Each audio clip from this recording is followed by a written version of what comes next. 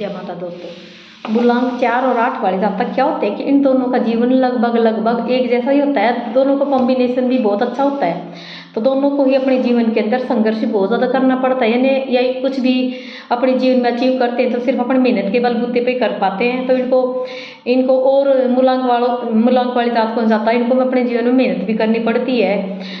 सोचते हैं कि 4 वाले फिर भी सोचते हैं दिमाग से ज़्यादा चतुर होते हैं, लेकिन फिर भी देखो मेहनत तो शरीर से ही करनी पड़ती है। और 8 वाले तो ऐसे करते ही करते हैं मेहनत, इनको संघर्ष भी ज़्यादा मिलता है। तो और ये अपने संघर्ष के बलबूते पे जैसे ऊंचे मुकाम को भी हासिल कर पाते हैं। लेकिन इनके जीवन में अगर ये 2 कार्य करते हैं तो क्या होता है कि जो इनका जो संघर्ष है वो कम हो जाता है और इनको शारीरिक रूप से और साथ ही मानसिक रूप से भी इनको इतना इनके ऊपर जोर नहीं पड़ता, यानी कि इनकी ज़्यादा समस्या नहीं उठानी पड़ती।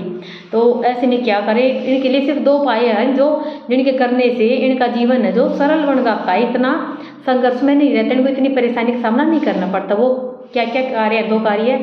एक तो सबसे पहला अगर कर सके तो रोजाना हनुमान चालीसा का पाठ करें, और अगर रोजाना हनुमान चालीसा का पाठ नहीं कर सकते हैं तो कम से कम भी हनुमान जी के मंदिर में 5 मंगलवार हनुमान जी को प्रसाद समेत चोला चढ़ाएं। और दूसरा अगर कर सके तो किसी भी सोमवार शुरू करके शिव जी को जल अर्पित करें।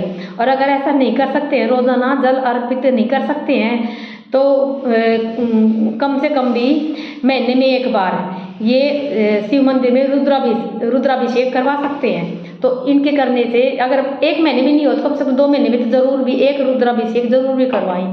ये 2 कार्य करते हैं तो इनके जीवन में इनको इतने ज़्यादा संघर्षों की इनके जीवन में कष्ट और परेशानी इतनी इन्हें परेशान नहीं करती। साथ ही जो इनका जीवन होता है वो सरल रूप से बीतता है। जय माता दी।